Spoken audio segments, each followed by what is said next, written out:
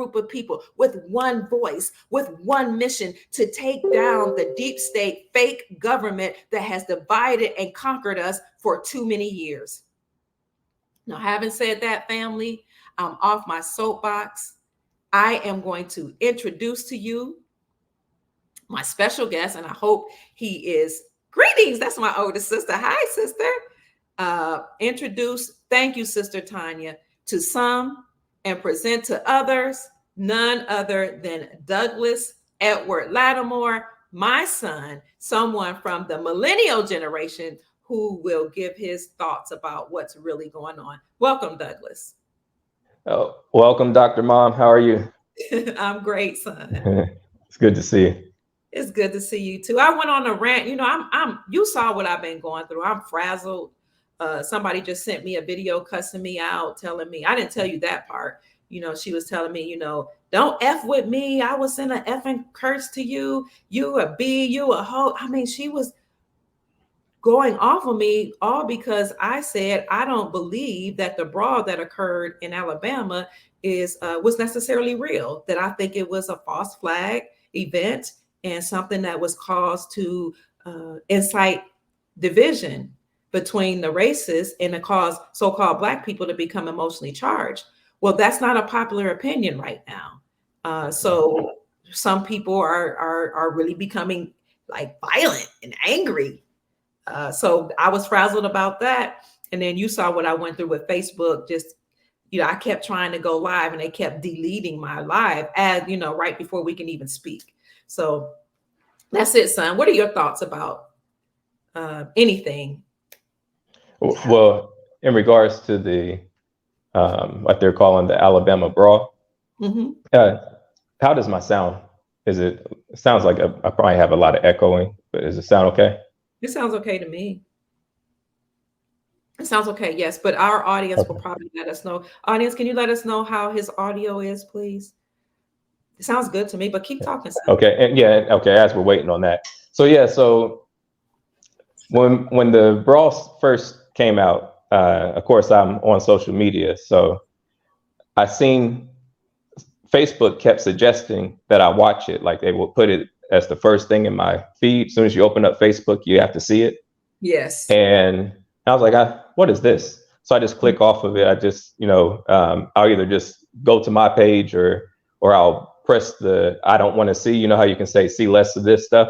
Yes. So I would do that, or I would just log out of Facebook, do something else, log back into Facebook, and then they're showing me this this brawl again. I didn't know what was going on. I just seen a whole bunch of commentary, memes, and videos, but I did not want to watch anything. And I determined that I would not watch anything until maybe after a day, Facebook just started playing it automatically. Like I didn't have a choice. They were going to force me to watch this, which was really, interesting. But yeah, so it made me. So then eventually I watched it, and it became it was, how do you say? It was a fantastical video. It was thrilling to watch. It was a fantastic video, as in it was what is the word? Basically, it was, you know, just epic is the word I was looking for. It was epic.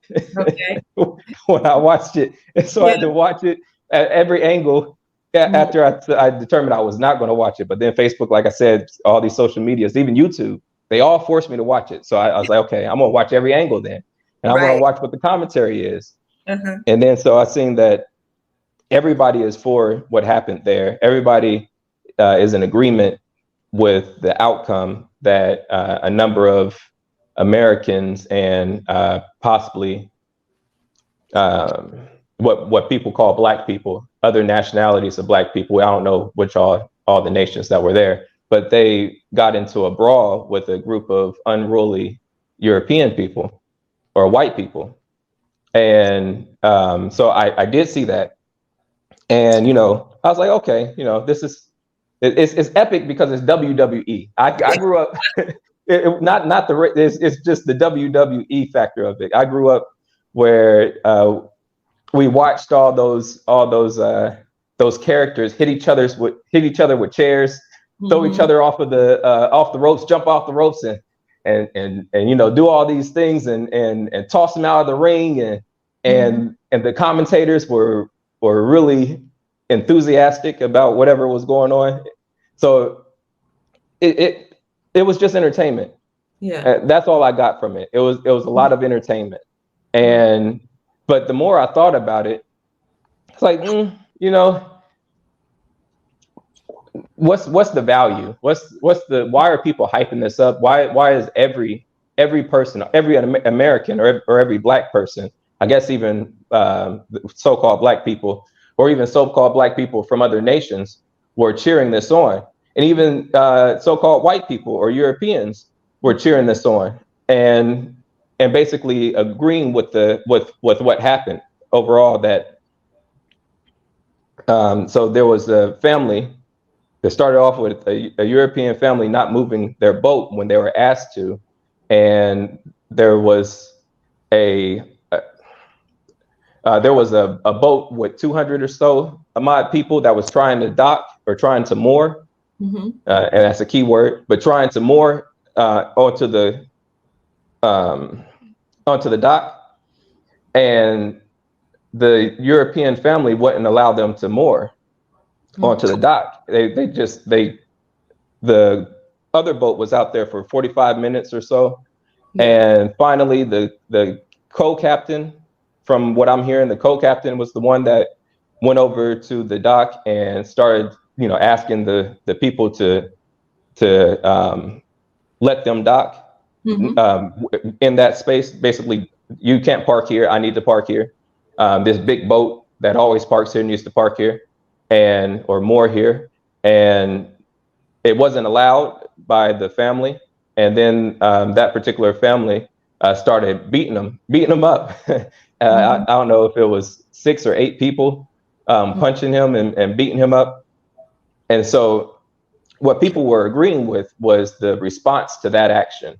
Is that, you can't just jump somebody and expect nothing to happen. And then so the fight was over after that, or almost over. It looked like they were still being combative, but it looked like the fight might have been over at that point. And then some workers were finally able to moor onto the shore, and then they came and sure, go ahead. All these water terms. Oh yeah, a lot of water terms. So they were able to moor onto the shore, and they got out, and they gave some repercussions, and then also or fought that same group that jumped them. It looked like it could have been self-defense, but you could also say that it wasn't self-defense because of the timing. And then several people in the crowd also helped out, so it looked like it was what someone would say Black versus white. And so why are they even hyping it up was my thoughts. And then you and I spoke on it, and after just thinking about it, all the information that I gathered a lot of information. Like I said, I didn't want to watch it, but once I watched it, it was epic. And so I kept watching and figuring out what was going on, and I just realized, no, there's something more to this. Why do they want us all to agree that this is something to cheer on? Why was Facebook, YouTube, Twitter, Instagram, every social media platform forcing you to watch it? Like I said, I didn't want to watch it. They forced me to watch it. I tried to click out of it often, several times, and they forced me to watch it. So why did they force me to watch it? And then why did, so what, 2-3 days later, they started deleting everybody's video. Everybody was allowed to post for 2 days. And then after 2-3 days, they started deleting people's videos, deleting the words, or how you say, the audio. They started censoring videos, making it blurry. They started people they wouldn't play on YouTube. First, people were playing the whole video and commentating, putting commentary over it. But then they video too, right? Yeah. We can do that. We just have to be careful, because I don't understand. They're treating this like the one thing that we just got out of, where you can't even say the word. You can't say the word. You can't even say the remedy for the word. You can't say anything that happened over the last 3-4 years. in regards to that pandemic. So they're treating it just like that particular case. Why are they treating it like that? And so that brought me to a couple questions. That brought, you had questions and we spoke, and here we are. We went over some things, but here we are now. Very good. Thank you for laying that out for us. I do kind of want to show parts of the video. You said we should be careful. You just never know what, okay. I wanted to show the picture because I took a picture of, they kept deleting you tried to post you post that something about the Brawl and the word fake. And they deleted it from Facebook immediately. And then I took a picture of that. I took a picture of the little the icon thing. What do you call it? Yeah, the indicating that it was deleted, telling you, oh no, this was deleted. They sure. Why are they? That's like, are they why are you censoring this? What's the you can't even suggest that this might not have occurred in the manner that it's reported to have, or purported to have occurred. So yes, I do want to play some of that video and see where we go with it, see how far we get with it. Tanya Davis says, to me, whenever something is being hyped up and the news and celebrities are talking about it, that lets me know something isn't right. And all the celebrities, right? Yes, but there was one celebrity, Marlon Wayans. He said this was pretty funny, but why can't we just love each other? And do you know mainstream media tried to cancel him? If you look it up on Google, they will say how he should not have said that we need to love each other, and how Black people came after him, and Black people classified as Black did come for him and tell him, you're an Uncle Tom. You shouldn't say we need to love each other. Our ancestors are fighting on our behalf. And I was like, okay, Marlon, I applaud you for saying we need to love each other. And I can see that not only do the people want to cancel you, but so does mainstream media. But everybody else is, he didn't even say he was against it or he thought it was fake. He just said, why can't we love each other? And they want to cancel him. I've seen that. All the commentators that caught wind of what Marlon, was it Wayans, whoever it is, everybody who caught wind of it said that he was either an Uncle Tom, or that he's a traitor to Black people, or just something along those lines. Just basically saying that how dare he do this, and he's bad for doing this, bad him for saying anything against it. Which, I mean, I don't care one way or another what he said, but it's just interesting, what people's response was. It is.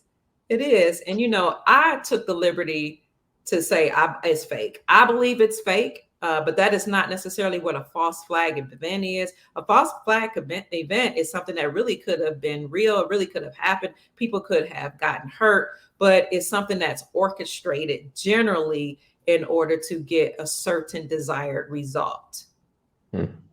Yes. Go ahead. I was just going to say, and then my response or my perspective, and I didn't want to cut you off. No, I'm good. Okay. So my perspective is it may be fake. Okay. The evidence points to it at least being orchestrated. And so that's the perspective I want to go with. I'm leaning more towards it was orchestrated, and that there were certain actors that were in the know and certain actors that were not in the know.